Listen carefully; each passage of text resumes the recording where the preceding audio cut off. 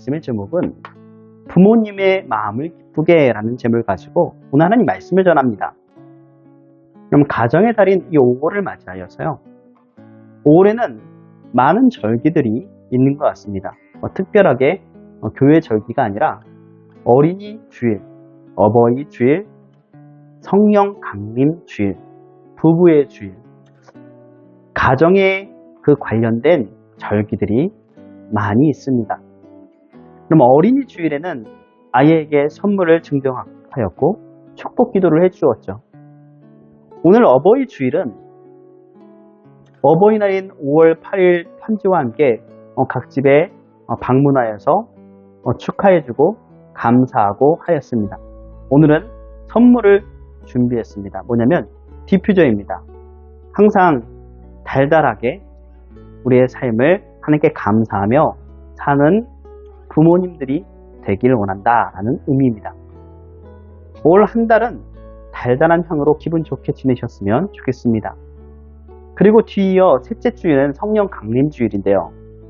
금익교회 기도 후에 가정별 찬양 대회가 있습니다. 또 넷째 주일에는 부부 주일입니다. 그래서 점심 후에 특강이 있습니다. 특강 제목은 성령 충만한 가정입니다. 우리가 성령 안에서 가정을 이루고 하나님께서 주시는 그 은혜를 입은 가정이 어떠한 가정인지에 대해서 우리가 살펴보고 응답받는 기회가 되셨으면 좋겠습니다. 오늘은 어버이 주일로 드리는 참 부모인 하나님의 마음을 기쁘게 하길 원합니다. 하나님은 작은 하나님 나라인 가정을 세우셨죠. 또 각 가정에 모인 하나님 나라인 교회를 세우셨습니다. 가정과 교회는 하나님의 뜻이 이 땅에 이루기 위한 필수 요소라는 거죠. 그러니 가정과 교회는 성경이라는 이 반석 위에 올바로 세우는 일은 무엇보다 가장 중요합니다. 여러분, 부모가 자녀를 볼 때 기쁠 때는 언제인가요? 돈이 많이 벌어와서? 그때입니까? 아닙니다. 자녀가 그때에 맞게끔 성장하고 있을 때, 계속 성장하였을 때 피폐하고 절망하고 이런 단계가 아니라 성장하고 있을 때 가장 기쁘다라는 거죠. 조금 크면 다른 사람의 마음을 좀 생각하고 부족하지만 할아버지의 마음, 할머니의 마음, 어머니의 마음, 아빠의 마음을 기억하여서 표현해 주는 것이 중요하다는 것입니다. 여러분, 효도하기가 힘들죠. 그러니까 지금 누가 타고 있어야 돼요? 아기가 타고 있어야 되는데 지금 할아버지가 타고 있습니다. 그리고 밀어보는데 할아버지의 저 앞에 있는 표정은 어떨까요? 기쁘겠죠. 자녀가 손주가 아주 그냥 뒤에서 미는데 밀리지는 않더라도 이만큼 컸구나, 성장했구나 라는 그런 마음이 들고 기뻐했을 겁니다. 그러면 이렇게 성장했을 때 기뻐한다라는 거죠. 이제 어른이 되고 충분히 할아버지를 밀 나이가 되었는데 못 밀고 있다면은 문제가 걱정이 근심이 클 겁니다. 이 나이 때 이 정도면은 그 마음이 들린다는 얘기죠. 우리는 효도라는 것이 많이 있는 것이 아니라 이러한 가운데서도 이 효도를 발견할 수 있다는, 잘 크기만 해도 효도가 된다는 것입니다. 우리의 삶 속에서 자녀에 대해서 우리는 잘 생각하고 그 자녀가 성장해 주기 바라는 것이 부모의 마음이라는 거죠. 우리가 자녀에 대해서 잘 알려고 이번에 우리 자녀가 적성 검사를 하였습니다. 이때 부모는 아이에 대한 확신과 분별력이 있어야 되겠죠. 우리 아이가 어떤 부족한 점이 있다면 그것을 채우고 또 장점이 있다면 그것을 파악하고 있어야 됩니다. 그래야 주도적으로 그 아이의 상태를 알고 대처할 수 있기 때문이죠.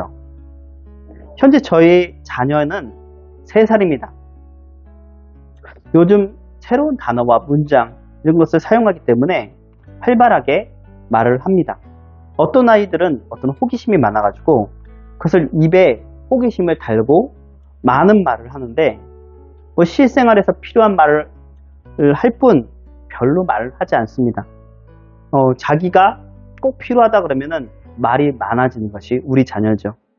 말하는 과정에서 새로운 단어나 문장을 말하는데 이걸 조합하다 보니까 생각하다 보니까 많은지 이 첫 마디를 많이 조금 더듬습니다. 엄마 이것 좀 해주세요. 이거 이런 식으로 더듬는다는 얘기죠. 이것을 아내는 엄청 걱정합니다. 엄마의 마음은 당연한 것 같아요. 뭐 그렇게 크게 걱정하지 않더라도 아빠의 마음보다는 엄마의 마음이 더 걱정이 되는 것 같습니다. 아빠의 마음은 조금 다릅니다. 왜냐면 저는 생각하는 것이 조금 있기 때문이죠. 새로운 과정을 그것을 하다 보면 적응이라는 것이 있는데 각 아이마다 그 적응 과정이 다르다는 거죠. 뭐 도와줄 수 있는 다양한 방법도 있습니다. 그러니까 요즘에 스마트폰이 있으니까요. 유튜브 검색할 때 토끼, 호랑이 이렇게 하면 정확하게 발음을 안 하면 이것이 검색을 안 해주더라고요. 그래서 한번 해보라고 했더니 곧잘 따라 합니다.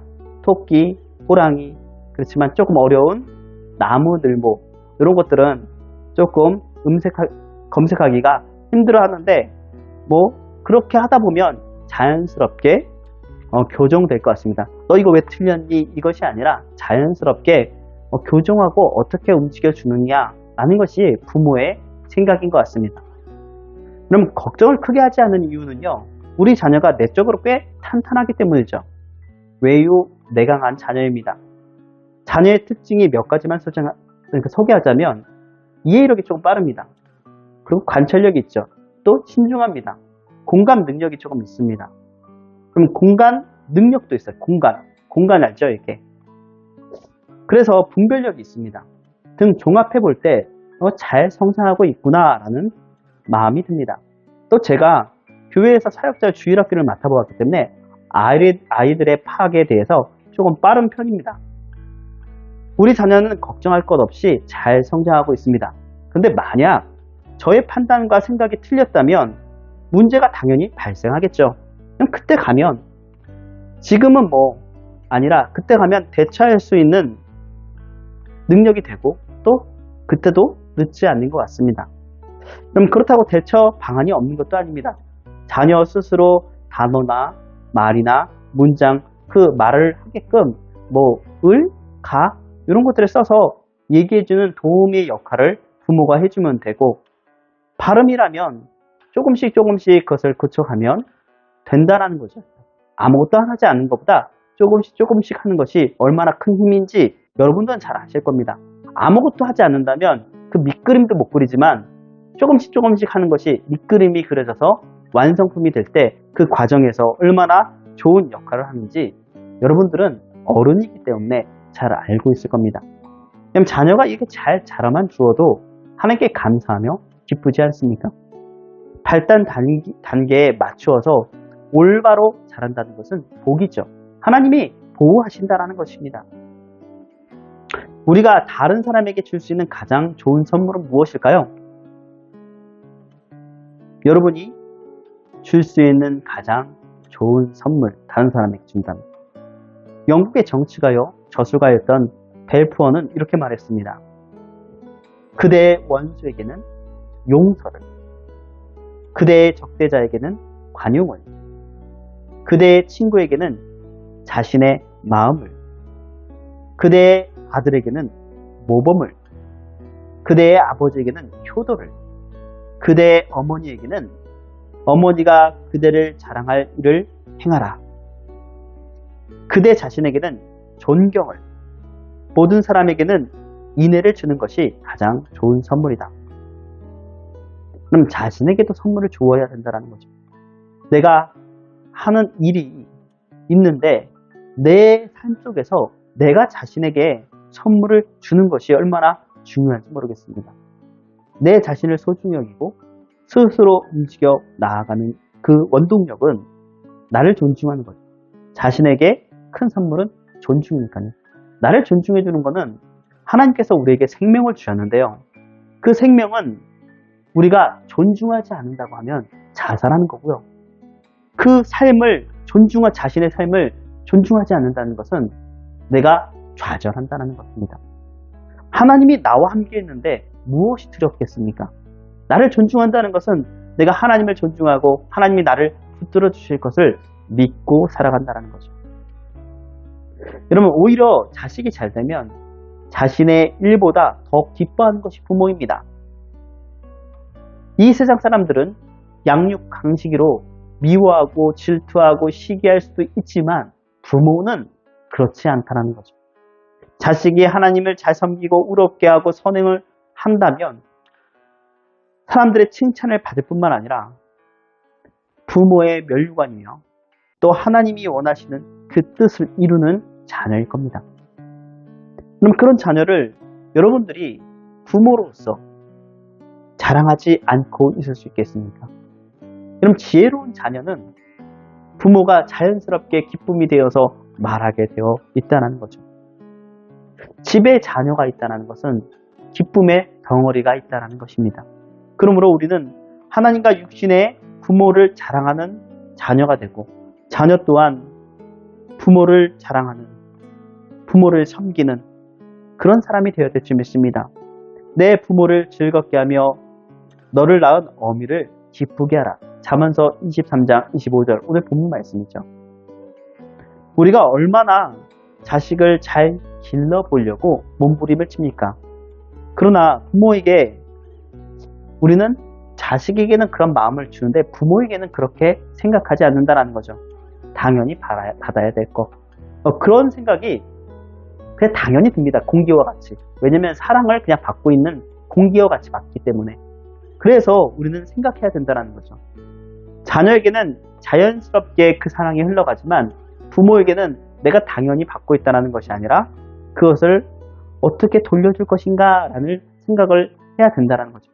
그럼 부모는 어떻게 돌려줄 것인가 자녀가 생각하더라도 됐어 라고 하는 것이 부모입니다. 자녀가 생각을 한다는 거죠. 뭐 큰 물질적으로 무엇을 해준다는 것이 아니라 마음으로 생각으로 그것을 생각할 때 사람은 영적인 동물이기 때문에 그 마음이 드러나게 되어 있습니다. 여러분, 민물이 맑아야 아랫물이 맑습니다. 여러분, 민물을 배제하고 아랫물을 맑게 한다고 그 물이 맑아지나요? 근본이 문제가 해결되지 않았는데 아이에게 가르칠 것은 부모에게 효도하는 법을 가르치고 우리가 그것을 모범으로 보여주었을 때 자녀가 그것을 따라하게 된다는 거죠. 그래서 부모의 거울이 자녀라고 하잖아요. 그러면 부모의 거울이 자녀라면 부모가 무엇을 생각하게 해주었는지 얘기를 해준다면 그 부모와 자식 간에 자녀는 부모를 생각하고 부모는 자녀를 생각하고 선순환이 이루어진다는 겁니다. 그러면 어렸을 때부터 먹을 것을 부모님께 먼저 드려야 하는 문제가 아니라는 거죠. 그러니까 부모만 먹어요 라고 하는 것이 아니라 드리는 이유는 무엇이냐면 내가 부모를 생각하고 있습니다. 이것을 가르치는 것이 모범이라는 거죠. 왜냐하면 자연스럽게 자녀는 부모의 사랑을 받고 있지만 공기처럼 잊어버리기 때문입니다. 그래서 하나님께서도 중간 이스라엘 백성들에게 하나님의 무한한 사랑을 보여주시지만 중간중간에 기념비를 세우고 모범을 보여줘서 너는 나를 기억하라, 생각하라, 너를 내가 어떻게 생각했는지 보라고 말씀해 주신다는 거죠. 계속적으로 부모는 어떻게 키웠는지 알려주고 부모가 얼마나 자녀를 사랑했는지 지속적으로 알려주면 그 자녀는 부모에게 좋은 것으로 좋은 선물을 줄 수 있다는 거죠. 그럼 우리 아이에게 우리는 어떤 것을 가장 선물로 줄 수 있을까요? 부모의 사회교육, 어떤 모범을 보여주는 것 플러스 가장 중요한 신앙교육이 필요하다는 거죠. 하나님의 성경 말씀을 따라서 아버지이신 우리의 부모이신 하나님을 따라갈 수 있게끔 선물을 해주는 거죠. 그 자녀가 스스로 할 수 있게끔 독립적으로 갈 수 있게끔 하나님은 이렇게 섬기는 것이야. 너는 나를 보고 그냥 따라해. 이것이 아니라 이것을 보고 너는 생각해서 하나님을 섬길 수 있도록 독립적인 존재를 만들어 가야 된다는 것입니다. 독립적인 존재가 부모를 섬길 때 빛을 발하는 거죠. 엄마가 시켜서 내가 부모님께 효도한다. 이건 말이 되지 않잖아요.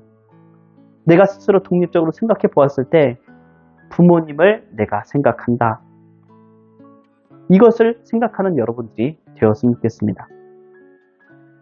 그러면 기독교가 가르치는 그 효도는 그 어떤 종교보다 높은 차원이 좀 높습니다. 그럼 25절 말씀에 보면 내 부모를 즐겁게 하며 너를 낳은 어미를 기쁘게 하라 라고 하였습니다.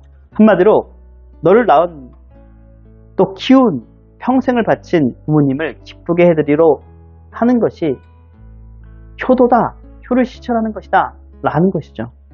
어떤 포괄적이면서 아주 높은 차원의 효를 요구하고 있습니다. 그런데 성경 전체를 보면 사실 이런 단순한 것이 권면이 아니라 명령임을 은하할 수 있습니다. 이런 사실이 구약 율법의 핵심이라고 할 수 있죠. 십계명 가운데 인간에 대한 첫 계명이 부모를 공경하라는 점에서도 잘 드러나고 있습니다.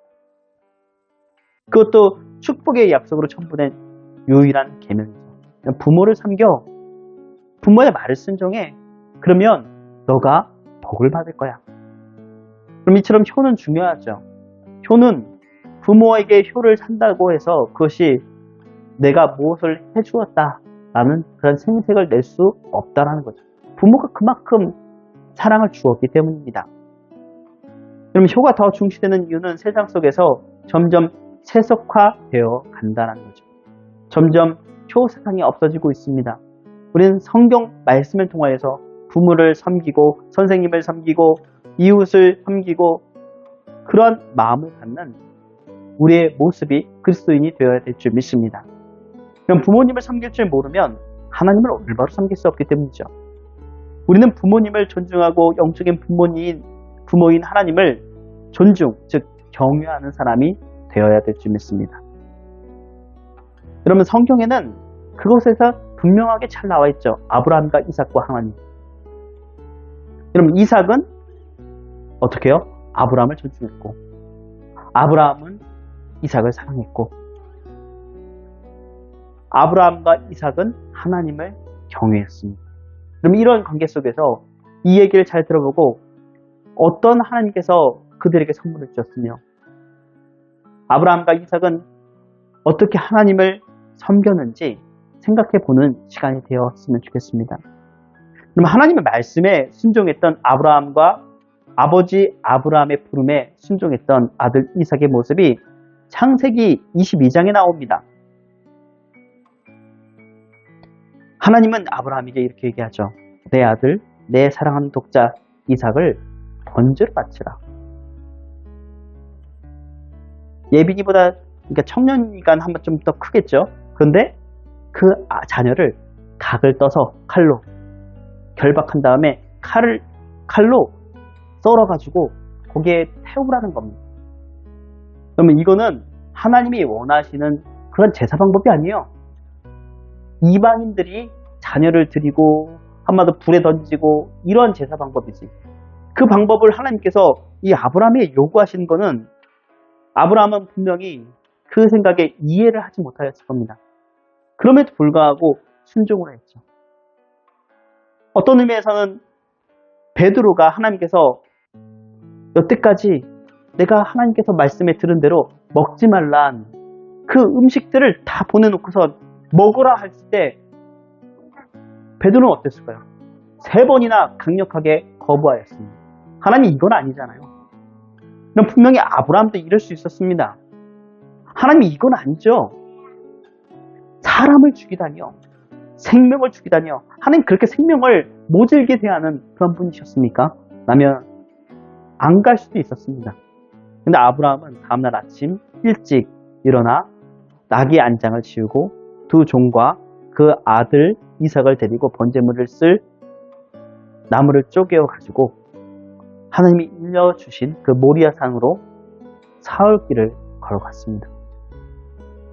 그리고 밑에는 아브라함이 두 종들에게 거기서 기다리자고 하였고 아들 이삭과 함께 모리아 산으로 올라가고 예배 드리고 내려오겠다라고 했죠. 차나레에 도착한 아브라함은 아들 이삭과 번제물 나무를 지게 하였습니다. 그리고 자신은 불과 칼을 들고 부자간에 둘이 산으로 올라갔습니다. 근데 생각해보니까 아들 이삭이 아버지에게 물었습니다. 다 다른 것 다 준비되었는데 번제할 어린 양은 어디 있습니까? 그러면 이랬을 때 번제할 양은 너다.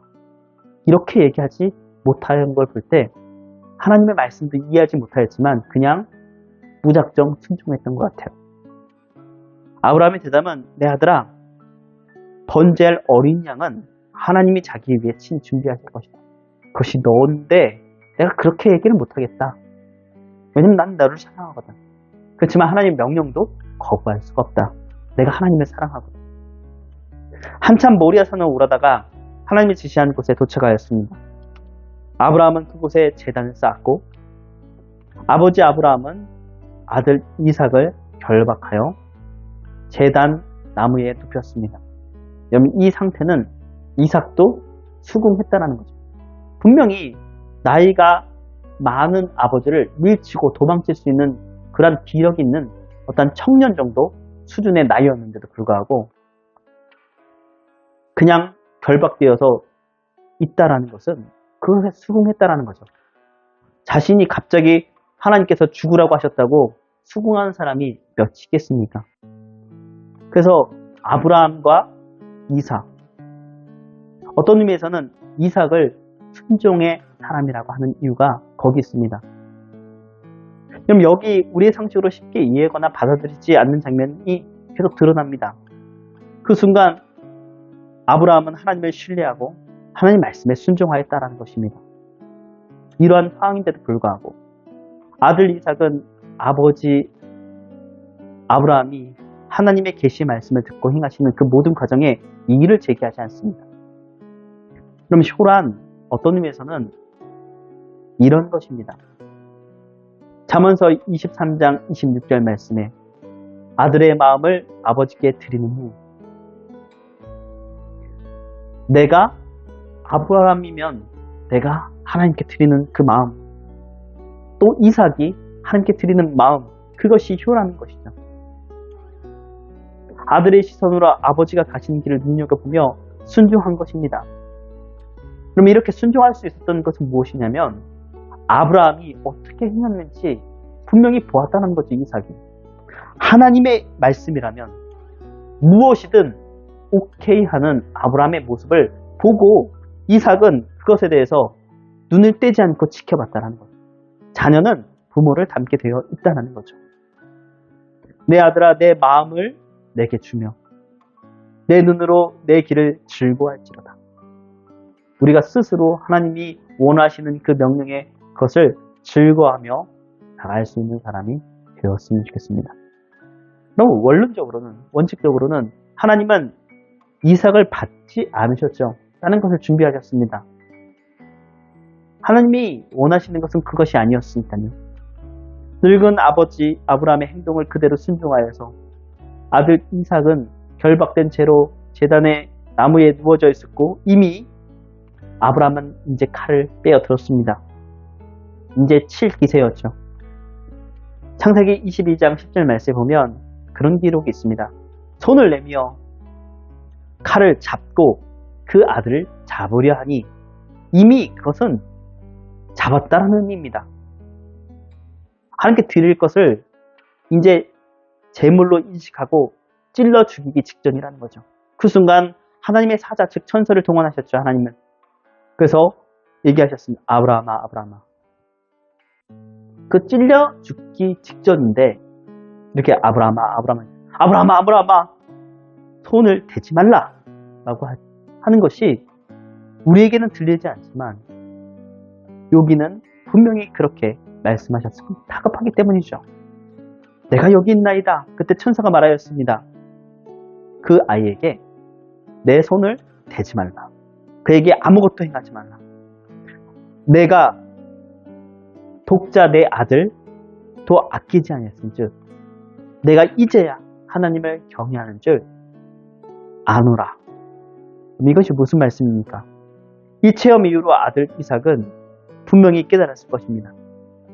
하나님을 믿는 것이 무엇인지, 하나님께 순종하는 것이 무엇인지, 철저하게 하나님 아버지를 순종하며 살아가는 그 아버지 아브라함의 일거수일투족을 보면서 아들 이삭은 사람으로서 하나님께 나아갈 수 있는 표가 무엇인지 알았다는 것이죠.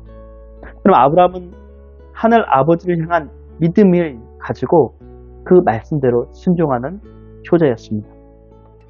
이삭은 아버지 아브라함의 그 하나님을 향한 효심을 보고 아버지의 마음을 알게 되었습니다. 그 아들 이삭이 야곱을 낳고 야곱이 12아들을 낳아서 이스라엘 12지파를 이룬 것이 하나님이 주신 복이죠. 여러분 생각해 보십시오.